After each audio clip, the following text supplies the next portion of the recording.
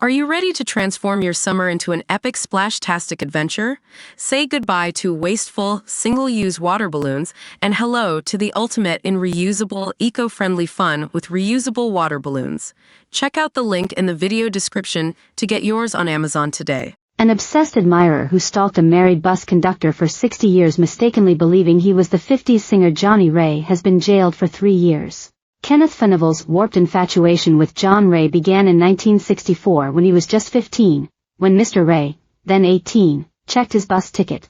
Fenneville, now 75, noticed he shared a name with the popular American singer, and sent multicolored notes complimenting the conductor's blonde hair and blue eyes. Over the years, this escalated as he bombarded Mr. Ray with an avalanche of love letters and unwanted gifts and kept watch on his every move. The fixated fan referred to him as Johnnie Ray, who died in 1990, and asked for signed pictures of him dressed in a blue pullover.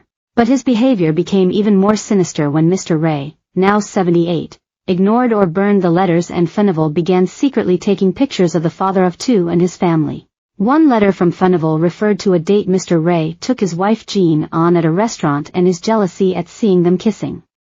He also sent him CDs of Johnnie Ray songs and DVDs. John Ray was an American singer, songwriter, and pianist, who was highly popular for most of the 1950s, commonly credited as a precursor to rock music. Mr. Ray and his wife Doris knew nothing about Fenneville or what he looked like as he operated from the shadows. They repeatedly tried to report him to police and handed over large bundles of letters he wrote, but officers took no action claiming they were harmless. In 1979 they hired a lawyer to take civil action against their tormentor, which did result in him being jailed for flouting a court order, but Fenneville still refused to give up. Their children looked like their father and so, out of fear for their safety, the Rays never let them play outside. They moved house and even changed surnames in a bid to be free of him, but he would eventually catch up with them and the letters and gifts would start again. Fenneville, from Runcorn, Cheshire, was arrested last year after the Rays finally captured him on security camera when he was forced to hand-deliver letters and a parcel of CDs through their door due to a postal strike. He had earlier sent them a Christmas card containing a sinister letter which read, "In 2023, I will burn 100 pounds, in 2024 I will burn 200 pounds, in 2025 I will burn 300 pounds and stick it down your letterbox until it gets to 1,000 pounds. Money is no good to me unless I can buy photos of you, John Ray." He signed off, Kenneth Fenneville, the man who knew too much.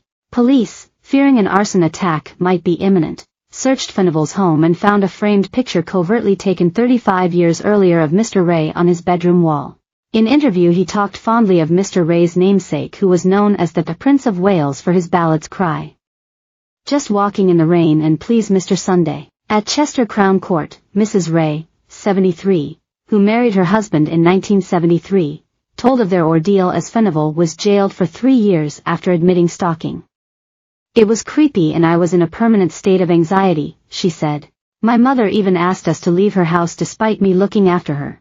There were also comments about the movements with my children and those really frightened me as my son was at that time 3 years old, blonde and with blue eyes, and he had to endure the most overbearing mother as a result. I had never seen this man, I never knew where he was, and yet he could comment on all our movements. We had our second son, 12 years after the first, and he was another with blonde hair and blue eyes, so that was another cause for concern. This man seemed to know everything. We still did not know who he was, only his name, not who or what he was. My children were never out of my sight for much longer than they should have been. They were not able to go to the park unless I could go too. They had little freedom to grow. It became a way of life." She added, "I am now stuck in replay flashbacks, it's horrible. I cannot get it out of my mind. All those years of being ridiculed, and I was not wrong. We now live in our house surrounded by cameras and the stress has affected my relationships with other people. I have conducted a whole 50 years of my life with this intrusion.